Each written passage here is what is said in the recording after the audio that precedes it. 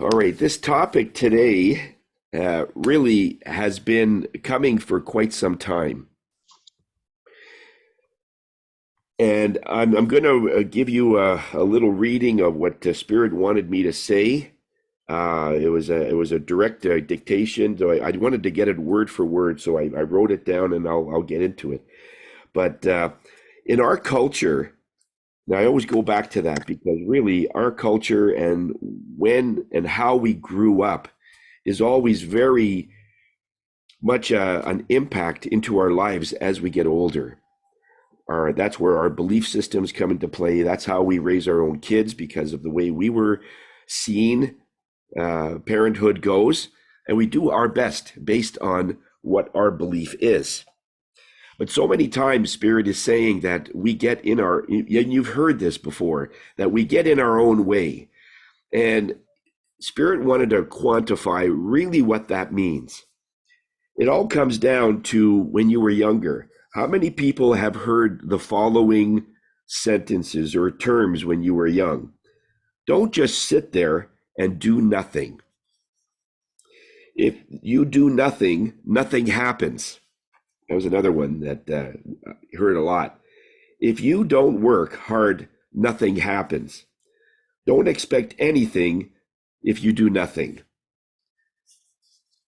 These are just a few examples of the things that we heard when we were younger, is that constantly motivating us because we were not doing anything. And with the perception as at the time, when there's no activity, it doesn't necessarily mean that nothing is going on. And what parents and teachers and coaches and trainers and all of these counselors, they look at only what you are physically doing. And we make the jump that unless you are physically doing something, humanly making something happen, it's not worth it. And other coaches, and we heard this through many of the Tony Robbins, many of the coaches that are big, that if you want something done, you just got to get it done and do it yourself. Again, suggesting that you have to do it. And so Spirit wanted to relay a message here. And I wrote it down just to make sure I got all the words that Spirit wanted to have you hear today. Because the people that are here needed to hear this the most. Okay, and I quote, "We want to help more, but humans won't let us. They prefer to feed their egos through the belief that they are alone doing it. Humans want to achieve exclusively using their own physical abilities to achieve their perceived greatness." Now, whatever that means to you. They go on by saying, "It has been ingrained in us to defy the laws of nature in hopes to prove Spirit wrong. Humans believe that their input, help, or intervention can add to the laws of nature. That is why they work so hard, and that's why they are in their own way. There is no room for us." That's what Spirit had mentioned. When we look at those, what does that mean to you? Yes, as we grow, we want to achieve, and the achieving is not a new concept. Our parents, grandparents, great-grandparents, and right down the line, there was always something to achieve. They come into a new country. I can only go by when my parents came to Canada in 1957 after the Hungarian Revolution. And they were looking at why they had to leave their country to Canada to start a brand new life. And they basically came here with a suitcase, as many, many millions did. They left everything behind to come to a new country for new expectations, a new life, a new everything. And so, of course, they had goals. They wanted to achieve. They wanted to do something. And they did it through hard work, as it was. Now, in 1957 or thereabouts, the economy was in a state that any profession that you did was successful because they were looking for everything. The country was building. They needed roads, they needed buildings, they needed people. And this is right at the point where there was the baby boom, and they needed everything to deal with kids and so on. So the people and most of the growth that you will find happened in that era of when the country grew. Most of these larger corporations grew very rapidly in that time, as people did. And so it is the type of focus that you are going out to work, and you could lose your job. And I've heard this so many times as being a child. When my father lost his job for whatever reason, whether he didn't like it, he had to clean fish and so on. And he says, "Oh, I don't want to do this." So he quit in the morning, and by afternoon, he had another job. And then he went to 3 jobs in 1 week at the time to find the one he wanted. Well, it isn't like that now. Now we got to be very careful because there are so many people trying to do the same thing, and the competition is nothing like it was in the 50s and 60s. And we are not trying to replicate that, Spirit is saying, but we're trying to give you an overall idea of what the parents had went through and the belief that they held that working hard pays off. And it did in the 50s.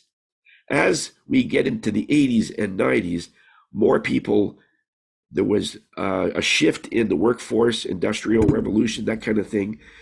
Then it was a shift in the workplace, in factories. And people there were so many people that they could be more picky. So they were choosing different people. It wasn't if you just walked in and you had a pulse and you was able to start work. It was different. It changed.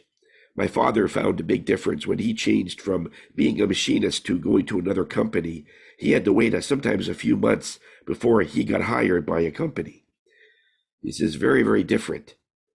So the work part of it didn't apply because he was still willing to work the physical work, but because the alignment, and that's what universal is all about, is about universal alignment, gets you those opportunities. When everything is coming left, right, and center, there's no alignment. If you're willing to do the work, you got the job. However, when it is more selected, at that point, it is what's coming to you that is going to be more proficient. But our parents didn't really experience that. So getting it from your parents may not be the best applicable thing to apply this on. Even the great grandparents, that was in the 40s, 30s and 40s. It was way different. Also, I wanted to also explain a little bit about my voice. Through the shift that we've had this week, this Tuesday marked November 22nd of this year. And in numerology, that's 11/22/22. 11 days prior to that was Remembrance Day. That was November the 11th. And the numbers on that was 11/11/22. So in 11 days, the 4 ones turned into 4 twos, a complete shift. In other words, your whole world turned topsy-turvy. That's why Tuesday was a very, very important numerological day for energy workers and for everybody. Plants, animals, all felt it. Humans, no exception. So if you had a cold, or if you weren't feeling quite right on, you weren't going through something, then cold is usually what happens, because that's how the body reacts to this incredible influx of light that expanded from the center of our planet. And it is that they knew this was coming. Last time that happened was thousands and thousands of years ago. I'm being told even just at the dawn of humans to be on this planet in the first place. So we're going back 10,000 years plus. So this happened again Tuesday. So it was a huge influx. So if you're going through a cold, if you're going through anything to do with water, so you're sneezing a lot and there's sweats and many other physical symptoms that you're going through, everything's okay. It is your body warding off the various toxins that's been in your system for quite some time. And it's just like flushing a toilet. Just everything had to go on one day. So it was huge. On Tuesday, 11/22/22, I was talking with a client, and this client is a very energetic person. Went to 2 marathons, eats very, very healthy. I would consider this person probably one of the healthiest person I know. And halfway through our conversation, person said, I'm just feeling a little tired. I need to lie down for even 10 minutes. And so I knew what was going to happen. I didn't let on what was going on. I talked with this person after. They laid down for 10 minutes, supposedly, and woke up 4 hours later. She said, I've never had this happen. What's going on with me? All right. And it isn't you. It is our new energy that's inflecting. And we basically all got a shot of upgrades globally, with all the low energy in our world, with various countries controlling others. The planet just had to do just a small shift just to move that around a little bit. And so it gave us this influx of light, of energy, and everybody felt it.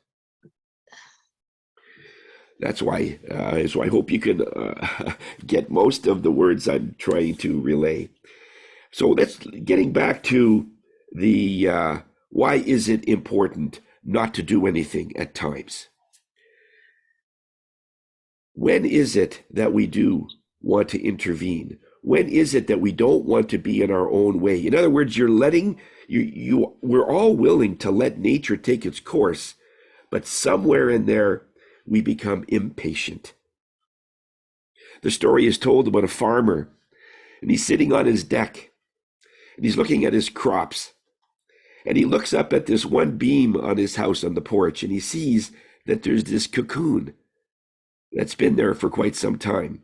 And I guess it was the caterpillar that changed this thing. And now it is translucent. You can see through this cocoon, and you can see the butterflies trying to come out. And in the entertainment of the movement of the butterfly, part of the cocoon starts to crack. And he says, oh, this will be amazing to be able to actually see a butterfly coming out of its cocoon. In other words, a butterfly coming into this world to fly. And he watches it, and it starts moving for several minutes. And it just seemed like the crack in the cocoon didn't go any farther. And the butterfly was struggling, was having a hard time, and then it stopped moving. And it didn't move for quite a long time. So whatever the stretch of time it was, but whatever the time it was, the farmer realized, I got to help this little guy come out of its cocoon. So we waited a little bit longer and still hadn't moved. I guess the butterfly was resting or whatever it was doing, but there was no movement whatsoever. So all the farmer wanted to do was help this little guy. So he took a little pair of scissors and he just cut a small little part of the cocoon where that crack was a little bigger. And as soon as he did that, the butterfly came out. And he says it worked. It was wonderful. It came down and it fell onto the railing part, the flat railing. And he looks at it. And he looks at it and he says, wow, it's an awfully large butterfly, but the wings were very small. And he looked at it and he goes, okay, I guess they're going to grow from there. And as he's watching it, it's trying to flap its wings because now it's out of cocoon. He's trying to flap its wings and not much is happening because unlike most butterflies, the butterfly was about 3 times its size usually, but it's a third of the size. So it could never end up flying. And Spirit is saying that throughout the whole lifetime of that butterfly, it never did fly. So the moral of that story is that when the farmer decided to intervene with nature, there's a reason why the cocoon detected that the butterfly's wings already knew it was small. So the cocoon made itself stronger, so it couldn't be just popped open like it usually is. It was up to the butterfly to start struggling and pushing. And that's his birth. You mothers out there, that's exactly what the doctors want you to do, is just push that life through. And the cocoon wanted to encourage this butterfly to do just that, to be able to push itself. And in doing that, it would have activated various vessels in the wings to open up those portals to make the wings larger. In time, the cocoon would have detected that the wings are now large enough, and it would have broken off on its own, like it always does, and it's been doing that for millions and millions of years. That's how insects have been around longer than anything. It knows what it's doing. But in the impatience of the farmer, he figured he would want to help and not have the butterfly struggle. And in the end, the butterfly never could fly. How is it that we are not only raising our kids or raising ourselves, but are there times where struggle is trying to be avoided? We don't want our kids to struggle. And it's that exact thing that we have to step back. We have to let them struggle. It's part of nature. Makes them stronger.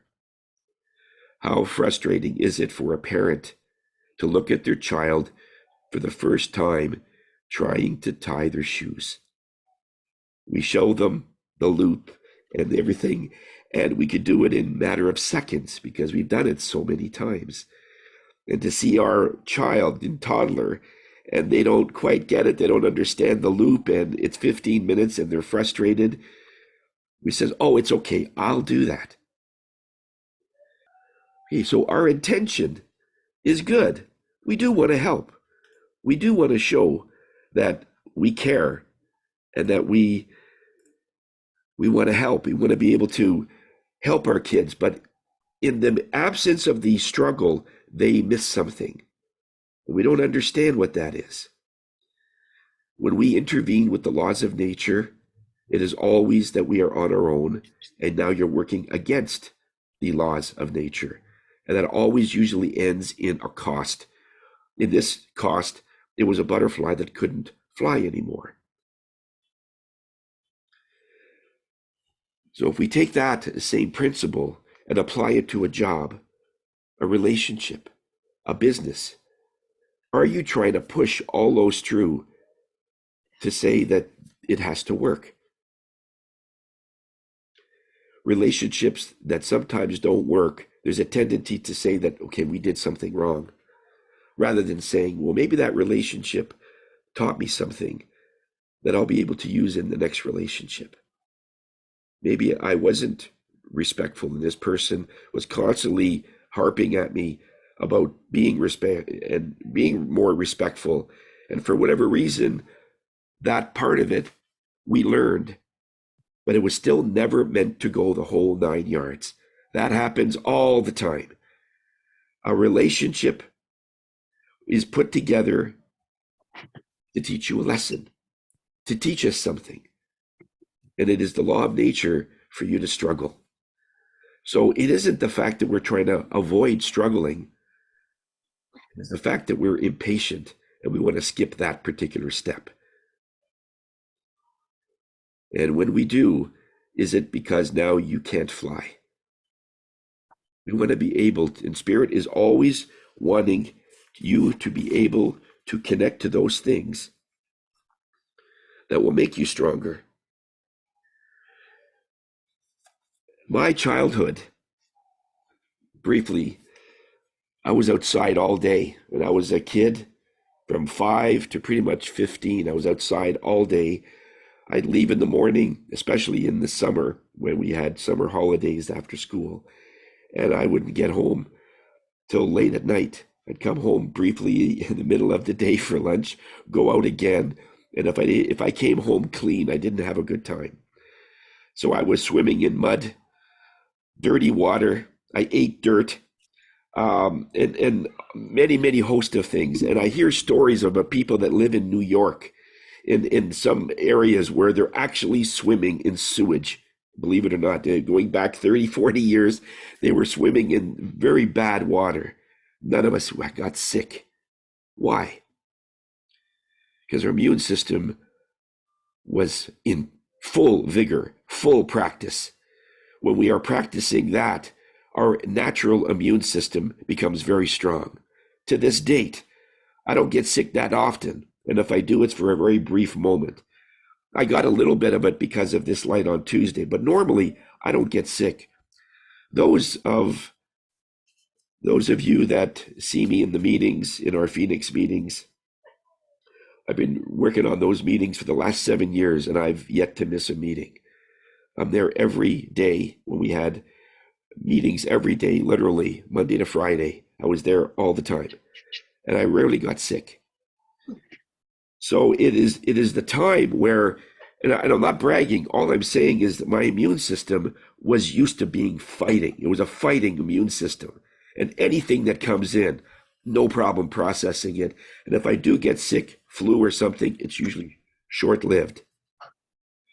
About a year and a half ago, I did get COVID. And not that it's, it was my choice not to be vaccinated. I have never been vaccinated. And I had COVID for approximately 3 days, and I came out of it. And so in doing that, even though I'm 64 years old and they say the older generation are higher at risk, that may be so, but that spirit is saying it didn't apply to me. So I was listening to a higher voice, a different voice in that, and I have to make it on based what makes sense to me. And the voices that never has steered me wrong in years said, it's okay. Just ride through it and you'll be fine. So when something is coming up, like if you have a situation in your business that you feel that you need to intervene, or you feel you need to change, whether it's your marketing, whether it's the way you project yourself, whatever it is, you need to ask yourself these questions before you get involved, because your business is an energy. It's just like crops. It will grow without your doing. It'll just grow. It will just naturally grow. It might not grow as fast with your intervening, but there are sometimes things happen that we feel we need to do something about and get right in there and fix it. Ask yourself these 2 questions. First question is, am I reacting to this problem because it needs me? Or am I reacting to it because I'm impatient? Am I reacting to it because whatever the problem needs my intervention? Or am I reacting because I'm impatient? Those 2, when the answer comes up that, well, actually, it doesn't need me right now, and I would like it to move forward, so there's a hint of suggestion that it is an impatience thing. All Spirit wants you to know that if it is impatience, you are working against the laws of nature. Because impatience is nowhere in nature. Okay, it's all about having a cycle, a sustainable cycle in nature that is eternal. Many of these cycles were here long before humans were here. I heard a quote the other day, which I thought was really cool. A river does not drink its own water. A tree does not consume its own fruit. The sun does not shine on itself. And flowers don't spread their fragrance for themselves. They grow because it grows other things. And those things feed us. Simple example. We breathe out carbon dioxide. Trees need carbon dioxide and they breathe out oxygen, and that's what we breathe in. That cycle is never ending. As you can tell, that what will make the tree stronger will make us stronger without our intervention. So when a problem comes up, ask yourself, am I impatient? And most times, I would say 9 out of 10 times, it has something to do with a bill that's coming up, or that you feel that after X amount of years, this business should be doing better, should be making more money. And so what's going on? Right? Maybe we need to push it through. So there's a level of impatience there. If that comes up, then just say, what do I need to do if I don't need to intervene? Because sometimes we could get involved and still be part of the system, of that ecosystem. And many times it could just mean, just take a walk, relax. The art of doing nothing is a very specific art. Somebody had mentioned, I think it was Tammy, that in Italian, it was domece. What was the other one, Tammy? How did that go? Dolce far niente. Excuse me, dolce far niente. When a person burps, it means more to the situation. And so in that culture, it is actually embedded in that culture that you need to just step away. You need to just clear your head and realize that, do I need to do anything about my child? There are some things about things that happen to your kids that might need your direct input, and other things, maybe not so much. One example is two parents talking with each other, and the children of those two parents, they start playing. At one point, they look over and they're fighting. One is throwing sand on someone else's face and the other is pushing the other one. What do? They'll both run over and try to get involved. But that's all nature. They're finding their own boundaries. They're experimenting what it is like to be with other people. And so one suggestion to do is play it out. Yes, they're pushing, but the other parent is there, your parent there. Let's see what happens. And usually what happens, if you haven't waited that long, is that the kids will realize what they're doing, and within 2 minutes they're playing again. In other words, they've worked it out. You didn't have to do anything. That kind of thing. When you know something has to be done, and you feel you are pushed, and you do nothing, that's different. Because the book that you've been delaying for all these years that needs to get written, I don't think anybody wants to hear my words. I don't really know that much. I don't have a PhD. I don't have a good speaking voice. I don't have the background that it takes. I'm not educated. Whatever the excuse might be that you feel other people won't regard you as an expert, that is your belief. But if you are using that excuse to do nothing, again, you're working against the laws of nature, because there's something pushing you to express yourself, to say, I have a story, and I think other people may benefit from this story. I also want to quantify this. Over the last probably 6 months, I've heard clients and other people, probably more than 20 of them, that says, I have been through a horrific childhood, or I have been through a horrific time, and I think other people need to hear my story. And those kinds of stories need to be written, but not shared.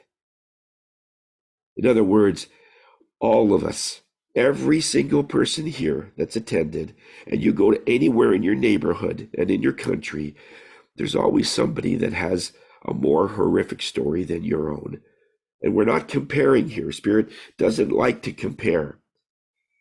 But when we say, I've had such a bad childhood, then you hear of somebody else's story and somebody else's, eventually you'll say to yourself, maybe my childhood wasn't as bad as I thought, because I didn't lose 2 parents and a brother in a house fire, or I didn't lose. And as you can see, there are many, many instances where things could get so much worse. I saw one today where a person was talking about a procedure that they're doing in the hospital. And they had one particular instance that happened, and it was really bad. It was one instance. And the feed goes through, oh, we're sending love, we're sending hugs, and so on. And then one person piped up, he says, oh, I know exactly what you're going through. I've had that same situation. But you are lucky because you are going in to a surgery within the next while. I had to wait 10 months and I was pregnant. I had over 300 of those kinds of attacks and I had to wait. And right away, it seemed like it was watered down. Her trauma in this particular case was sort of watered down and wanted more of the attention rather than having people know what's going on with her or sharing her story that might help others. If you have a story of that instance and how you got through it and the techniques that you used to get through it, now that might be a story because people are always looking for solutions. How do I get through that? But if it's just the trauma and you stop there without any further solutions or techniques or what did you do? Oh, I just went through it. That's not an answer. We can all go through it. We are all that strong. Whatever trauma you've been through, you're still here. So you've survived. What did you do to get through it? Were you thinking of your kids? Were you thinking of, and this applies to also domestic violence, which I've also been involved in. And how some person could say, oh my Lord, if my spouse ever did that, I could never go through that and I'd leave like by the end of the week. And yet those people will stay for decades being abused verbally, physically, or whatever, because they don't want to leave for various reasons. So how did you leave? What was the catalyst for you to leave? Because that is what people are looking for, is how did it work for you? You can't just say you've suffered through it because that's what they're going through. So when you're sharing a story, make it so that you offer some point of solution and something that might work for you that may be applicable for someone else. That would be a good story. When we share, we get better. And in the instance where the tree feeds us and we feed the trees, in nature, we all get stronger by sharing. We all get stronger by stepping back a little bit and others work and so on. In the dictation that I gave you, at one point it said that we are trying to help you, but you're not letting us because your ego is in the way, because you want to do this. And that's fine. Spirit has no problem with that. If you have the belief, and it does work, if you have the belief and the evidence that working hard just physically will attain all your goals, absolutely, it absolutely does work. But there is an easier way. You've heard of the 80-20 rule. That's 80% of your efforts will mark 20% of your results. And it works backwards. And if you work 80% on the results, you'll get 20% back. In this way, it's 90-10. In other words, 90% of your efforts will produce that, and only 10% of spirit will be involved to get to your bottom achievement, whatever achievement you want to attain. But it works in reverse as well. If you take 90% of your time and just align to the universe that I am already, if you being a millionaire is your goal, and spirit doesn't see that as inappropriate, because you're going to, let's say you want to help people and you need those resources to do so. That's fine. But what happens is, from a poor man's or a poor person's mentality, you're trying to achieve a rich person's lifestyle. It doesn't work. You want to be a millionaire, you want to have a home, you want to have great expectations for your kids. you need to have that vision already that they are great, that they're going to all go to university, that this business is going to be catapulting you through everything you've ever wanted in your life.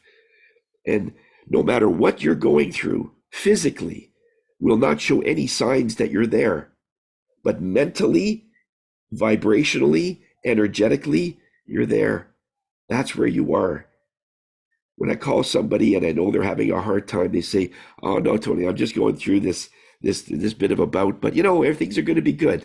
I really feel that I'm about ready to blow this game wide open." and it is that mentality that vibrationally makes it so that when success comes, you're not surprised. I'll say that again. When success comes, you're not surprised. Because when I tell somebody that you're a millionaire, "Oh, really? Oh, that would be fantastic." Okay, you're vibrationally not there. What you should be saying is, "That's great. I've been waiting for you for a while." Because I've been here waiting for the past or the present, the future to come up to where I am. Because that's where I live. And so when you start seeing the $1 million, okay, now we get going because you're used to it. You already have the millionaire mind before you can prove it. That's working with nature, because it is the expectation and it is the giving back. We're going to talk more about that in the future, but as far as doing nothing, the work is the mind in getting used to being there. The nothing is, don't work so hard physically. So look at it as it is a belief. It is a belief and it does work. So Spirit is not saying working hard physically won't work, because it absolutely does work. It's just that there's another way. If you could change your mind on where you are in your present moment, you may only have $12 in your bank account, but I vibrationally see that I can walk into a car dealership, pick out the car I want, and just write a check for it. That would be no big deal for me, right? So when you actually are able to do that, it won't be a surprise. As long as it's a surprise, you're not there. Had this one lady that I heard in one of the interviews, it was so funny. He says, "Okay, let me see if I get this straight. You're asking me, because I've been single for many years, I've been looking for the right man. So if I'm hearing you properly, are you saying that I have to visualize this wonderful man so much that I don't realize that he's not there?" All right. In other words, it's all in the head that this man will come. And I don't realize, because when you're looking over at your bed, it's empty and you're still preparing food for one. But now you're thinking, you know what? I need to make room for this man.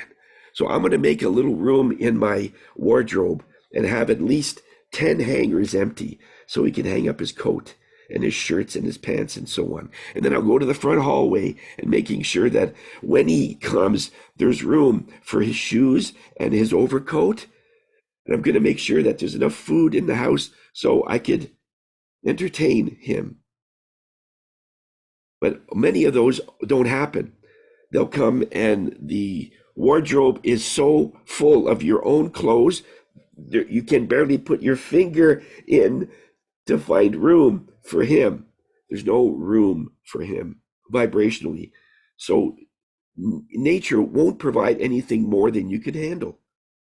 Make room for this new energy coming in. Envision him. What would this person need?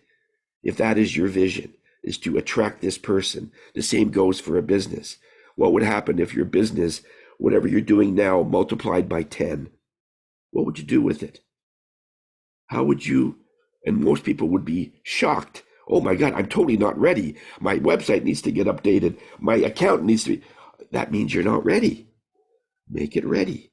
Make it ready for unbelievable success coming in, and you can accommodate that. That's when you're going to get there. So nature will only provide what you are providing right now. If you're only providing the services that you have right now, that's what the universe will provide you to keep going. So you need, in other words, more accessibility. Okay, we're ready to. So what I want in this meditation, what I want you to do is select something that you've been trying to achieve, whether it's finding a home or finding a new relationship or getting your business on a different track, and it has been delayed and there's been concerns. I want you to look at that and ask yourself, where can I do nothing? In other words, am I imposing impatience on this energy? Or maybe it just needs to flourish, and as soon as I let go, it will fly.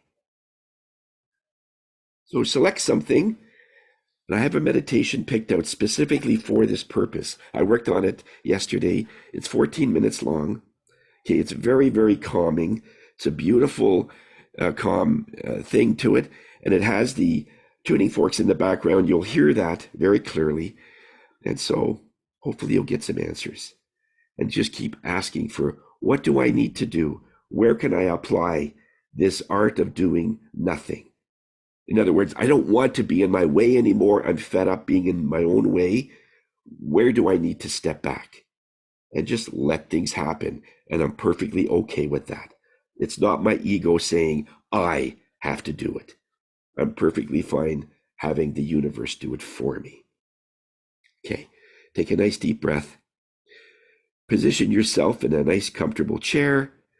You lie down on a futon or whatever, and as long as you can hear what we're going to be showing you.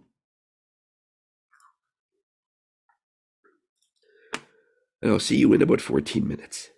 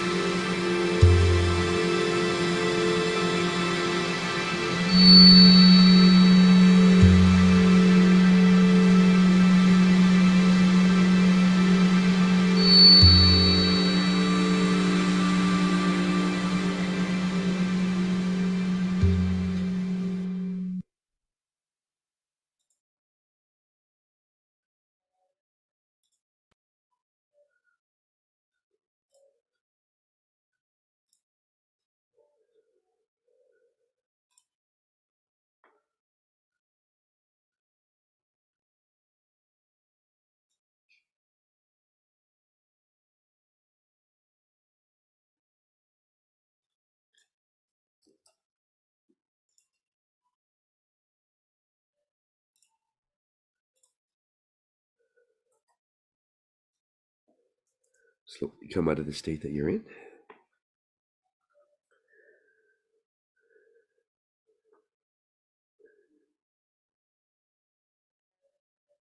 How do you feel right now? Did anything come up that surprised you, or that you knew already? Or is, oh yeah, that's was a realization that maybe something that you are normally involved in, you need to step back. In other words, highlighting it doesn't need your intervention. Doesn't need you in there. You got a few people? Yeah.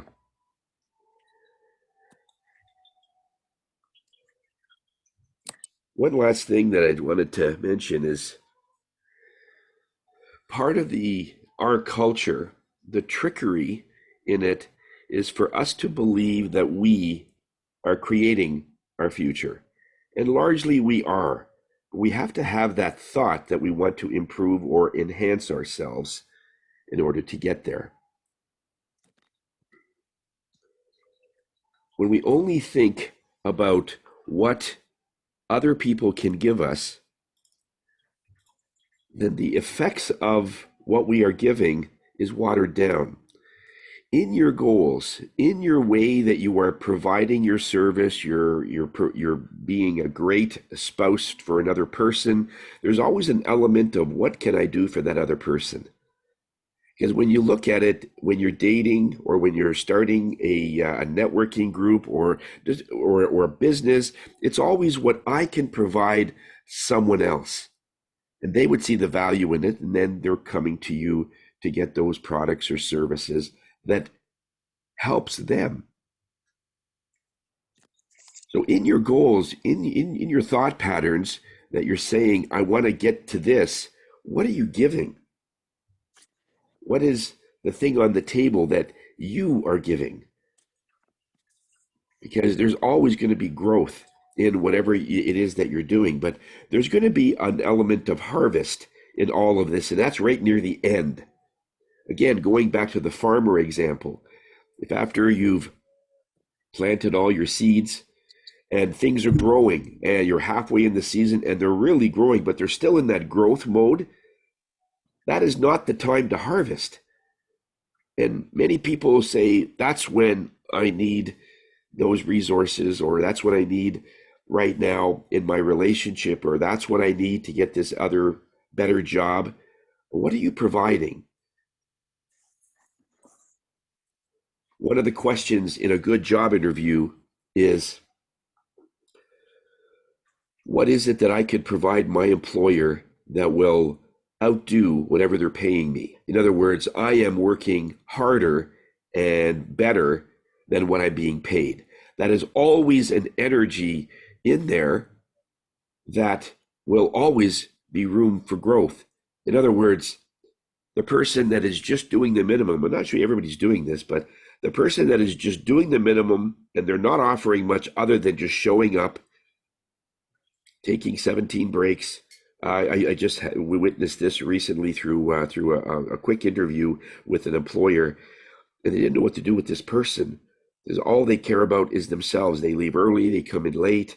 On Mondays, they don't sometimes show because they're intoxicated and other things. And I'm not sort of focusing on the employee, but I'm focusing on what the employer is looking at this person is, what are they giving us? And that's where you want to be, is if they're looking at your energy and you're always providing more than the compensation that is out there, you will be successful in your business. You're always giving more. It'll always come back on you. It'll always come back. The reason I started this in the first place was because I wanted to give back. With the great success that I've had over the years, I've been doing this for over 15 years. The great success I've had in it, and the people that just came to us, this is my way of giving back in some way. And in giving back, I'm getting other things that I wasn't expecting. Because I'm doing more than just the minimum. Spirit is providing that, okay, you're giving this to me, and this is what we're giving you. And we're going to talk about acceptance and gratitude at another time. But just from there is an element of growth. And so we've been taught to only grow from a physical perspective of how much your nose is on the grindstone, how much you're willing to work the long hours. And all Spirit is saying is that's, again, true, but there's another way to get it where you don't have to work as hard, but the work is going to be more mental, more energetic. And I'll tell you right now, it's harder. It is harder to change your mindset, to change your belief, because that takes a lot of courage to look back at your childhood and say, that doesn't apply to me right now. I want a different lifestyle. Whether it's better, it's just going to be different. We can't compare ourselves to our parents or our grandparents, because they would react differently if they were young and in this position, and they would do things differently if they were young in 2022 in our present moment. But they had to make their decision based on the 1940s or 50s, and that was appropriate. See, so the times have changed, so the way you implement yourself is also going to change. And this is one of them, is changing the mindset, is getting things to more come to you. And when it comes to you, you're absolutely open to accept and get your achievements to come to you, so that it isn't an ego thing. It comes to you and you've worked hard with it, but it's more something that you can't show and prove. To the untrained eye, it looks like you're not doing much, but to a person that understands energy, you're doing a lot, and that's the difference. Don't do it for what it looks like to other people. This changing your mindset requires a lot of discipline. So whether it's yoga, whether it's a tuning session, or whether it's a Reiki session, or whatever energy that you need to keep that constant portals of your energy open, so you're always evolving practically every day. That is really where this is all in. So growth is inevitable for you. It's just how you want to do it. Both ways you're going to be successful. Spirit just wants you to be more open to having them help you. That's all. That's all. They're here to help. If you want to do it all yourself, they can also do nothing. But when they do nothing, it's harder for you. Is again changing the mindset and just asking, what is it that I need to do, and what is it that I just need to stay away from? So do nothing and just let it play out, because in the struggle is where we are going to fly. Okay. On that note, I want to thank everybody for coming today. It was great to have you here, to take your precious time out of your day. And I hope this was a great unplug for the end of the week.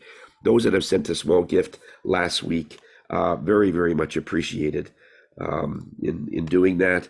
And if you are looking to help your stage in some way where it can go a little faster, I'm open for tuning sessions. We can make it long or short.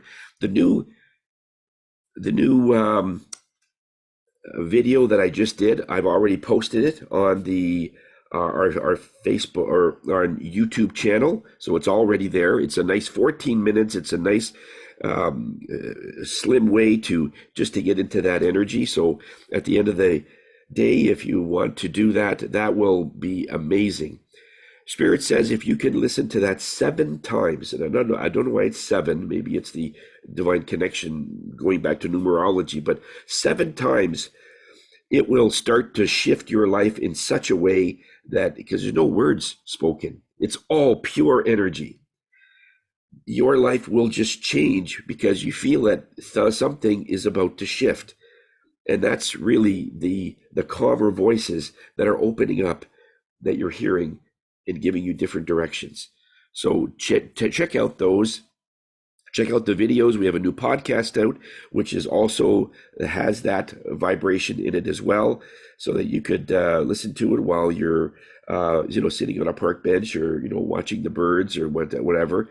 All I ask is don't listen to it when you're driving because it alters the state a little bit and you're not going to be as alert, okay? And we don't want people getting hurt out there because of what I do. So to no heavy machinery, you should be. I had one lady that was listening to it while she was vacuuming her house or cleaning her house. So in other words, it's like background music. This music isn't geared for background. Background music is background music. That's a different segment of something that just keeps your mind busy while you're, cleaning your home, or whether you're puttering around and doing things with your business. The background music is good, or doing your homework, that kind of thing, but not for receiving. When you're in a state where you're sitting and you're ready to receive like an antenna, that's what this is for. Okay, that would be much more advantageous. So try and tell anybody that you know and care about that this information might be of value to them. Let them know about this class, about the Facebook site. I'm always putting stuff on there for you guys to help you through this because it's so needed out there, and it never ends.